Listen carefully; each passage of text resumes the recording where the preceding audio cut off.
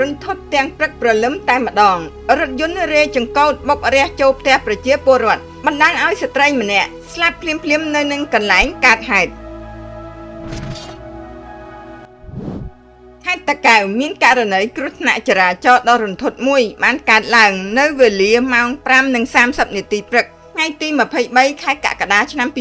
2026 ដោយរថយន្តមួយគ្រឿងបានរេចង្កូតបុករះចូលផ្ទះប្រជាពលរដ្ឋបណ្ដាលឲ្យស្ត្រីម្នាក់ស្លាប់ភ្លាមៗនៅនឹងកន្លែងនិងបង្កការភ្ញាក់ផ្អើលយ៉ាងខ្លាំងដល់ប្រជាពលរដ្ឋនៅក្បែរនោះហេតុការណ៍នេះបានកើតឡើងនៅចំណុចខាងត្បូងស្តុបអង្គតាសោមស្ថិតនៅក្នុងស្រុកត្រាំកក់ខេត្តតាកែវការកើតហេតុកម្លាំងសមត្ថកិច្ចបានចុះដល់ទីតាំងដើម្បីពិនិត្យវាស់វែងប្រមូលព័ត៌មាននិងស្រាវជ្រាវរកមូលហេតុនៃគ្រោះថ្នាក់ព្រមទាំងអនុវត្តនីតិវិធីច្បាប់ជាបន្ត